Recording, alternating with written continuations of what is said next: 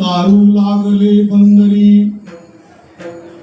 चंद्रभागेची आतरी लुटा लुटा संतजन आमुत हे राशीधर झाला हरिनामाचा तारा शील लागले थरारा लुटा लुटा संतजन आमुत हे राशीधर तुका जवळी हमाल तुका जवळी हमाल भार वाहतो विठ्ठल लुटा लुटा संतजन आमुक हे राशीधन पांडुरंगा करुण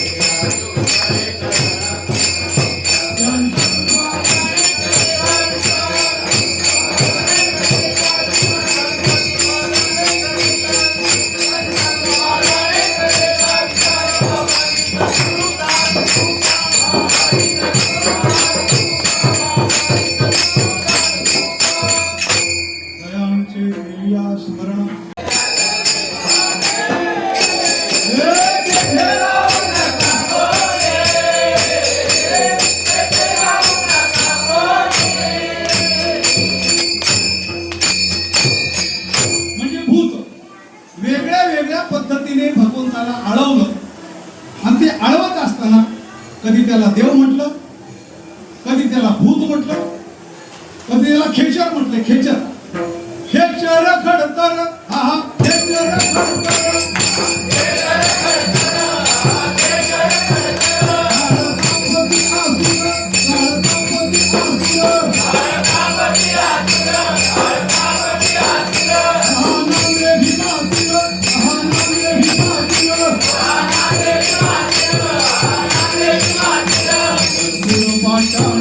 पंढरपूर पाटाने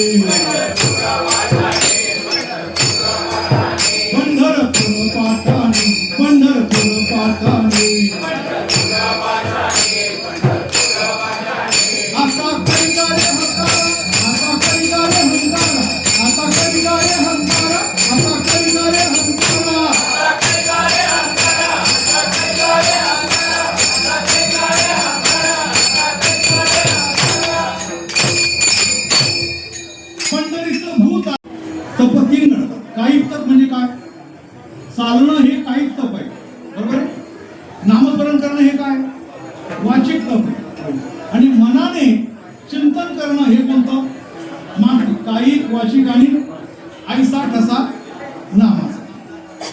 इतर ठिकाणी ते घडत नाही. इतर ठिकाणी तुम्ही जेव्हा तीर्थयात्रा करता तेव्हा काही वाचिक मानसिक तर घडत नाही. कुठेही जा, कुठेही जा. पंढरीचं वैशिष्ट्य अशा प्रकारचं. म्हणून तर म्हटलंय अवघे जेणे पापनाशे. काय म्हटलंय? अवघे. अवघे म्हणजे जसं असेल तसं. काही पाप असलं, वाचिक असलं, मानसिक असलं, बरं का, कशाही प्रकारचं पाप असलं तरी ते या ठिकाणी जातं. असा नामाचा ठसा.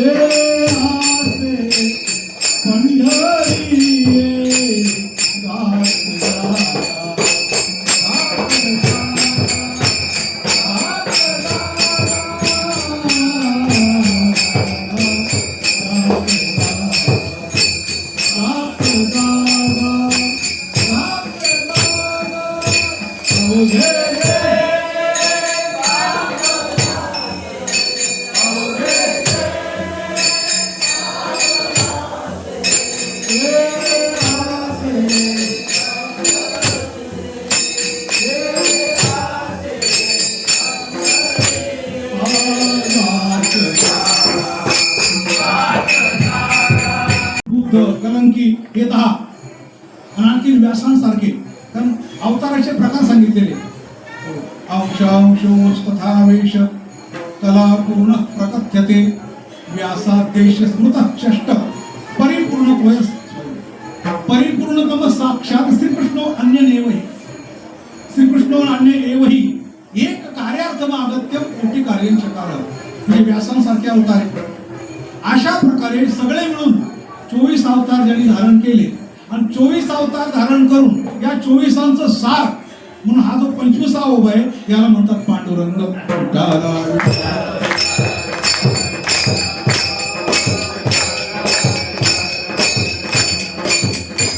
अनंत रूपाचे सार अनंत रूपाचे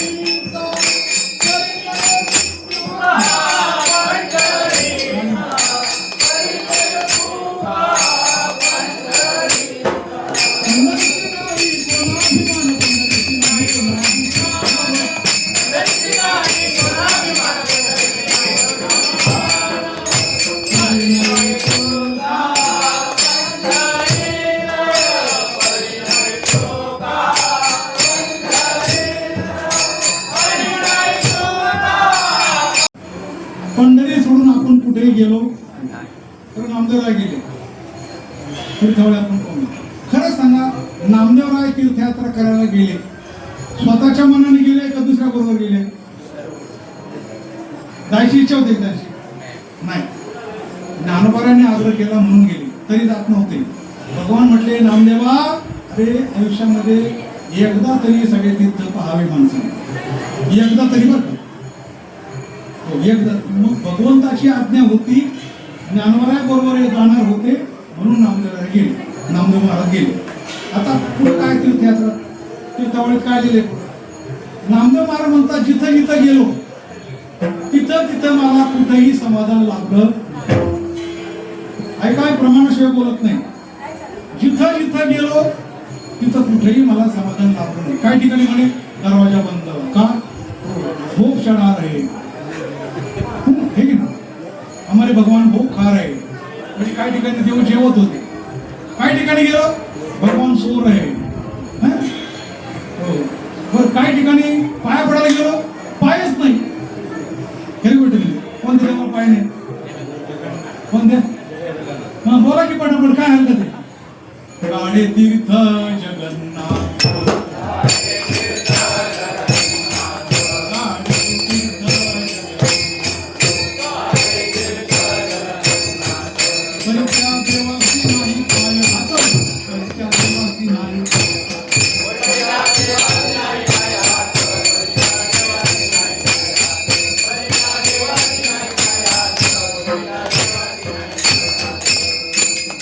माझी वैकुंठ साक्षात इकडं आमचा बाप सगळा कुठं उभा आहे?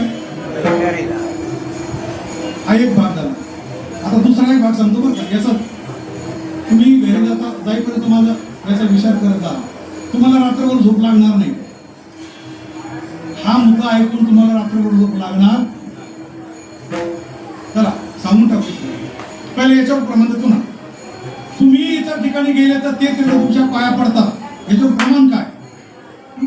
आईसी पंढरी म्हणजे ध्याती त्यासी तिन्ही लोकी गती. पुढं काय? तेनर अनिका तीर्था जाती आणि तीर्थे वंदिती तयाशी. झालं का प्रमाण? नाही ना. तुमचे चेहरे अजूनही उतरलेलेच पण कळतच नाही काय झालं ते.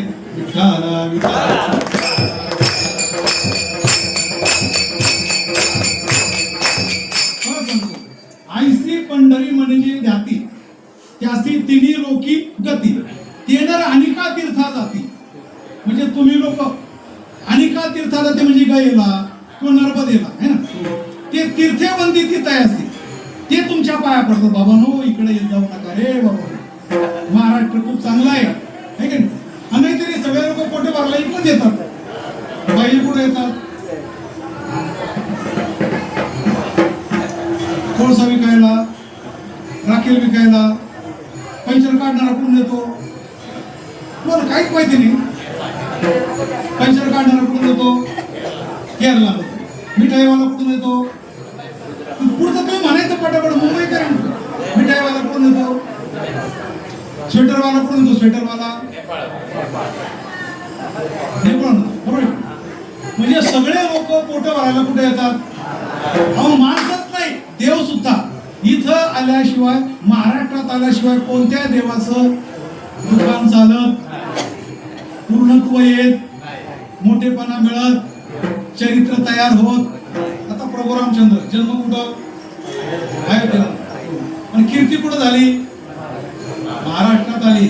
अहो 14 वर्ष वनवास होता. मग तिकडे थांबले असते ना. कुठं? हरिद्वारला थांबले असते, चित्रकूटला थांबले असते, हिमालयात थांबले असते. नाही, पण रावण मारायचा होता ना, त्याची पूर्वतयारी. निघाले अयोध्येहून. पहिली रात्र तमसा नदीच्या किनाऱ्यावर काढली. माहिती असतं नदीचं नाव माहिती असतं. काय नदी? कोणती नदी? तमसा. एक रात्रभर काढली. अयोध्येचे 5-50 माणसं बरोबर होते. परत रथ घेऊन कोण? सारथी. आता तुमच्या आशीर्वादाने मी एक नाव विसरून गेलो. सुमंत प्रधान. ते तुमच्या आशीर्वादाने मी बरेच प्रमाणे विसरलो. तुमचा आशीर्वाद चांगला आहे बरं. सुमंत प्रधान बरोबर होता. अयोध्येचे लोक होते. आम्ही रामाला सोडून माघारी येणार नाही. मग तमसा नदीच्या किनाऱ्यावर रामाने सर्वांना झोपेतच ठेवलं. सुमंत प्रधान सांगितलं ही माझ्या आईची आज्ञा आहे, त्यामुळे माझा संघ धरू नका, तुम्ही परत जा. आणि सुमंत प्रधान तिथून परत गेले आणि मग पुढे गेले शृंगवेपूरला. दुसरा मुक्काम माहिती असू द्या. कुठला मुक्काम? शृंगवेपूर. आणि तिथून पुढे नदी गंगा ओलांडली. हो. मग भरद्वाज आश्रम. तिथून पुढे नंतर भरद्वाज ऋषींनी सांगितलं तुम्ही चित्रकूटला जा. आणि चित्रकूटला गेल्यानंतर त्या ठिकाणी 10 वर्ष राहिले. किती वर्ष? माहित 14 वर्ष पूर्ण करायचे ना. हो. 10 वर्ष झाले. त्यानंतर तिथून निघाले. त्यांनी सांगितलं तुम्ही आता आत्री ऋषी आश्रमात जा. आत्री ऋषी आश्रमात. हो. त्याच्यामध्ये 4-6 महिने गेले. आणि तिथून पुढे आमचं गाव आहे मध्ये. त्या गावाचं नाव आहे नागापूर मनमाड. मध्ये तिथं सुतीश्वर ऋषी राहत होते. त्या ठिकाणी 6 महिन्याला फक्त 7 दिवस कमी इतके दिवस ते सुतीश्वर ऋषीच्या आश्रमात राहिले. आजूबाजूचे सगळे ठिकाण पाहून आले. पण मुक्काम कुठं? नागेश्वर. वाजता येत आहे बस त्याच्या गावच्या येतात मुद्दाम सांगतो आज बरोबर सर्वांना नागेश्वर म्हणजे सुपीक ऋषींकडे राहिले बरोबर हो 11 वर्ष पूर्ण झाले कुठं नागपूर पर्यंत आता किती राहिले 14 ते 3 वर्ष राहिले तर 3 वर्ष राहिले अगस्त्य ऋषींनी सांगितलं आता रामा तुम्ही आता हो पंचवटीत जा मग पंचवटीत 2 वर्ष राहिले आता किती झाले सगळे झाले ना 13 आणि मग 13 झाल्यानंतर तिथून पुढचं रामायण झालं सीतेला चोरून नेल्यानंतर मग सुग्रीव मग हनुमंत मग युद्ध मग लंका मग रावण मारला होता मग खरं सांगा रामाचं खरं रामायण कुठं झालं महाराष्ट्रात झालं खरं रामायण झालं ते महाराष्ट्रात म्हणजे तुम्ही महाराष्ट्रीयन माणसं अशी जगातल्या कोणत्याही माणसाला महाराष्ट्राशिवाय मोठं होता येत नाही आणि हे महाराष्ट्रीयन माणसाला माहिती चांगले धन्यवाद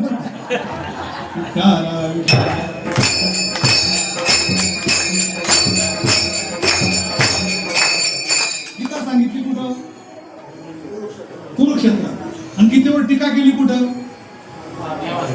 नेवासा कुठे आहे आता हे मी सांगायला पाहिजे गीता सांगितली कुठं कुरुक्षेत्रात पण ज्ञानेश्वरी तयार कुठं झाली मोठेपणा कुणाला आहे महाराष्ट्राला आहे बरोबर आहे आता परत सांगतो तुम्हाला भागवत सांगितलं कुठं शुकताला आणि भागवतावर भागवत लिहिलं एकनाथी भागवत कुठं ते पण महाराष्ट्रामध्ये बरोबर आहे आता गंगा डोक्यावर घेतली कुठं पटापट बोलत ना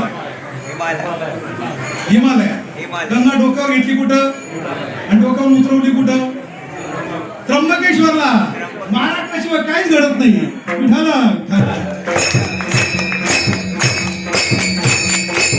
तिकडचे माणसं डोक्यावर घेतात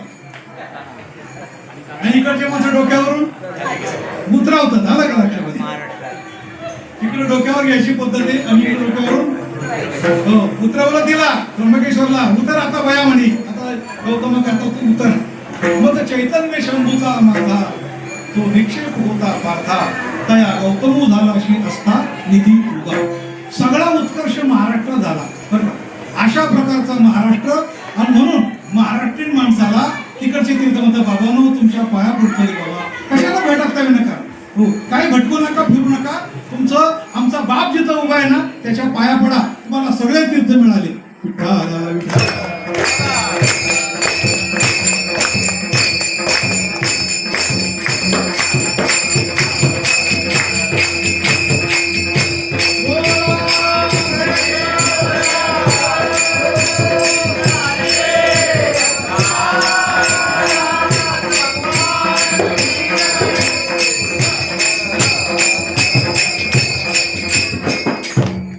अजून एक तुमच्या आशीर्वादाने ते पण विसरून गेलं आपण पुन्हा बाकीच्या आठवतात एवढं आठवतं मला दाखवतो असं अनंत तीर्थाचं माहेर असलेलं हो चंद्रभागा वाहते मध्ये पुंडलिकराय उभे पलीकडे परमात्मा उभा आहे परत लक्षामध्ये आणि अशा प्रकारे चंद्रभागेच्या तीरावर असलेलं पुण्य लाभ संत महात्मे त्यांनी गायलेले अभंग हे जे धन आहे हो तुकाराम महाराज म्हणतात हे लुटा चाकणं वेगळं वाटीत घेणं वेगळं खिशे भरून घेणं वेगळं आणि लुटणं वेगळं इथं लुटायचं आहे सगळं लुटायचं म्हणजे भरपूर कीर्तन ऐकायची भरपूर लिखाण करायचं भरपूर चिंतन करायचं भरपूर मनन करायचं भरपूर प्रदक्षिणा करायच्या भरपूर स्नान करायची जर आपल्या बापाने आपल्या करता लुठारं भरून ठेवलेले आहे तर आपण वाटी वाटीने घेतलं पाहिजे का लुटलं पाहिजे म्हणजे तुमच्या चेहऱ्यावर दिसलं पाहिजे ना तुम्ही लुटणारी माणसं आहे का विठ्ठला विठ्ठला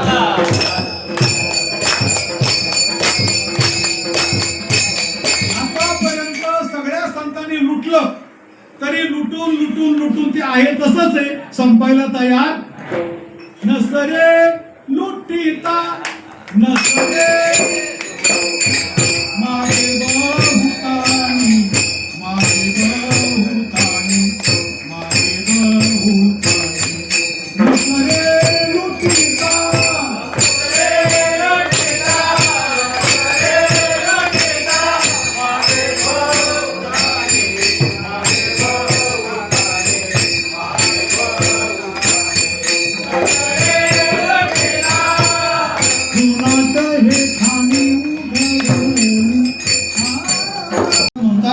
एवढं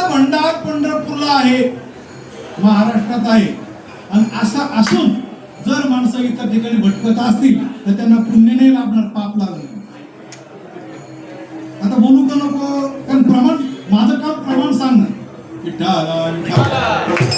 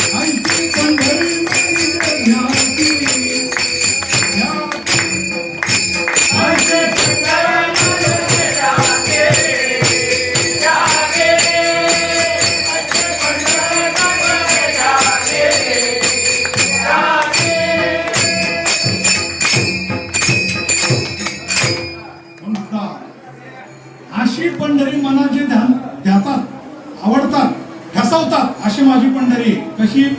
सगळ्या तीर्थाचं सार अशी माझी पंढरी की हिच्या नंतर कुठं जाण्याची गरज नाही अशी माझी पंढरी. आणि ज्याचा या पंढरीवर असा विश्वास नाही त्यांनी गर्दी करायला इथे येऊ. कशाला गर्दी करता विनाकारण? तुमचं तर इथं थोडं तिथं थोडं इथं थोडं, हा नवरा थोडे दिवस तो नवरा थोडं. अरे पतिव्रता एकनिष्ठता असायला पाहिजे. आम्हा नारायण तैसा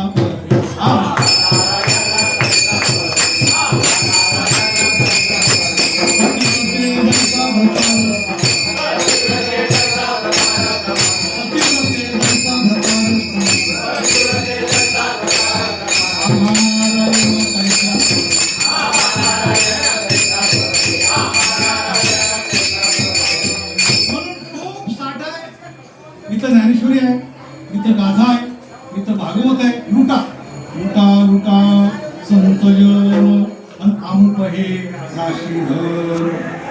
खरं लुटावं तुम्ही लुटेरे व्हा, लुटेरे. जेवढं लुबाडता येईल ना ज्ञानेश्वरी मधून तेवढं लुबाडा. गाथ्यातून, रामायणातून, महाभारतातून, भगवद्गीतेतून. पण तुमची जे सांगताय ना तुम्ही काहीच चुकलं नाही म्हणून. तुम्ही फक्त पंढरपूरला आहे म्हणून टाइमपास म्हणून हे कीर्तन आपलं ऐकावं. आहे सदगीर बाबा येतात, तर आम्हाला पण काय माहिती का, खानेकर मंडळी, कळवा, कल्याण, एक आपल्या आपल्या माणसांमध्ये आनंद लुटायचा एक भाग आहे. तसं कीर्तन कुठे कमी आहे? अहो लाखात कीर्तनात उभारण्याचा योग येतो. काय पाहिजे? आता युट्यूब कोण पाहते? आता युट्यूब आता इथं कोपरा माणूस भेटला, बळजबरीने पाय पडला, बाबा तुमचं आम्ही युट्यूबवर काय माहिती म्हणून. लातूरचं कीर्तन कोणी पाहिलं नाही? कीर्तन बसलेल्या पैकी युट्यूबवर जिथं 1,00,000 समाज आहे, 10,000 टाळकरी, 10 पखवाजे, असा मोठा शब्द लातूरला. कोणी पाहिलं का युट्यूबचं कीर्तन? लातूर नाही पाहिलं. मग तुम्ही सिरियल पाहता का? सिरियल माझ्या नवऱ्याची बायको. आता तुम्ही युट्यूबवर कीर्तन पाहते, मग काय पाहता ना? मोबाईल सर्वांकडे आहे, मोबाईल सगळ्यांकडे आहे. मोबाईल मध्ये युट्यूब आहे, युट्यूबवर कीर्तन आहे, प्रवचन आहे, सगळं आहे. अहो फोनवर काय नाही सांगा ना. अहो रात्री मी 2ला उठतो वाट पडून. एखाद्या अभंगाचं जर मधलं शरण गेलं ना पटकन मोबाईल काढतात. माझ्या शेजारचे माणसं असताना एक शरण गेलं विसरलो पटकन मोबाईल काढला नेमकं तेवढं अक्षर काढलं की तेवढं शरण मिळतं. काय मोबाईल म्हणजे मोबाईल म्हणजे हो देवाने आपल्याकरता तो गाथा आहे दिला आपल्या हातामध्ये. ती ज्ञानेश्वरी आहे. मोबाईल म्हणजे गाथा आहे. मोबाईल म्हणजे ज्ञानेश्वरी आहे. मोबाईल म्हणजे रामायण आहे. मोबाईल म्हणजे महाभारत आहे. मोबाईल म्हणजे तुळशीदास रामायणाचं रामायण एवढं सगळं आहे.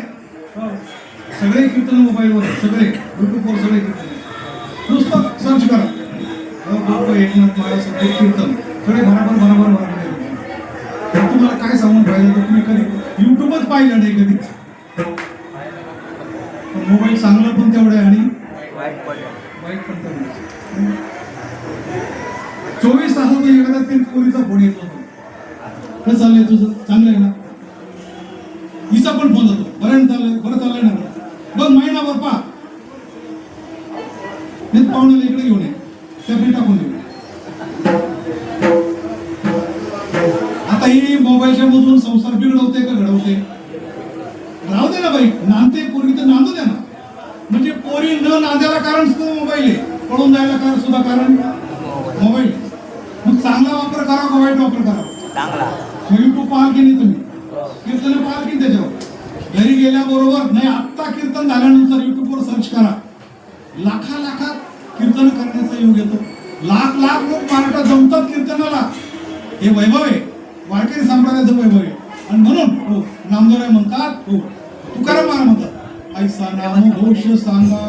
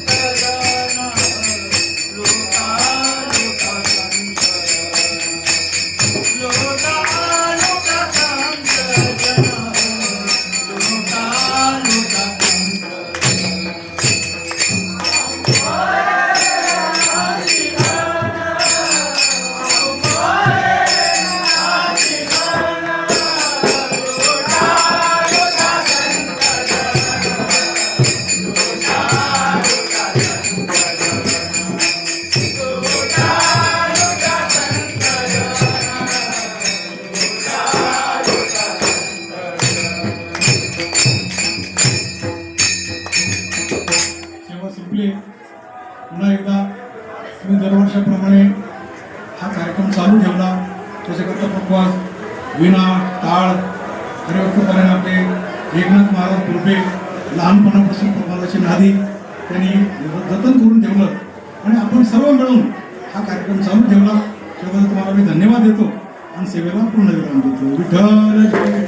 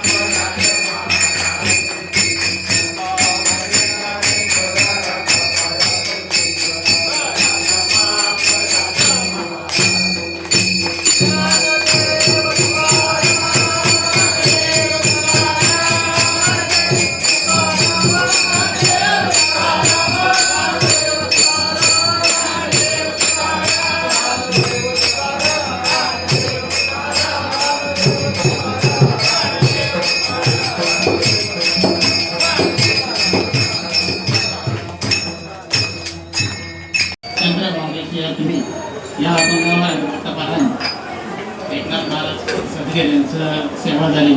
फार उत्कृष्ट म्हणजे साथ नसताना सुद्धा त्यांनी छानपैकी सेवा केली. त्यांनी तो विषय काढला यूट्यूबचा.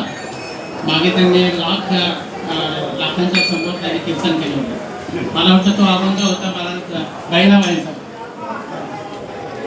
तुका झाला असेल कळस भजन करा सावकाश. तर आपणही एक ज्ञानेश्वरी घरोघरी असं चॅनल आहे आपलं. तर ह्या ज्ञानेश्वरी घरोघरी चॅनलमध्ये आता काही क्षणचित्र आपण बघू शकता. म्हणजे उद्या अपलोड होईल. पूर्ण कीर्तन आपण लोड केलेलं नाही आहे, पण काही क्षणचित्र आपण बघू शकता. तर आपण यूट्यूबवर ज्ञानेश्वरी घरोघरी मराठीत किंवा इंग्रजीमध्ये टाईप केलं तर आपल्याला ते चॅनल दिसेल. आणि सबस्क्राईब करा. आपण सबस्क्राईब केल्यानंतर त्याच्यामध्ये एक महत्त्वाचं आहे की दररोज 20 मिनिटाचं प्रवचन असतं. म्हणजे एक श्लोकाच्या ओव्या. तिसरा अध्याय पूर्ण आहे आणि दुसरा अध्याय जवळजवळ अर्धा आहे. आणि आता आम्ही नाथ महाराज म्हणजे पैठण ते पंढरपूर अशी पायवारीने आम्ही आलो. त्याची काही क्षणचित्र त्याच्यामध्ये आहेत ते आपल्याला बघायला मिळते.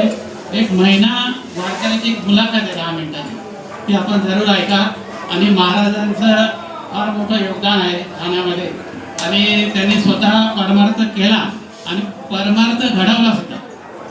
हे महत्वाचं आहे. परमार्थ आपण आपल्यापुरतं करत असतो, परंतु इतरांनाही त्यांनी म्हणजे मार्गाला लावलेलं आहे. आता त्यांनी जवळजवळ म्हटले की 32 जवळजवळ महिला तयार केली मंडळ. तर असं त्यांचं योगदान आहे. आणि त्यांना पुढे आम्ही आयुष्य लाभो आणि त्याच्याकडून अशीच पांडुरंगाची सेवा घडो ही मी पांडुरंगाच्या चरणी म्हणजे विनंती करतो, प्रार्थना करतो.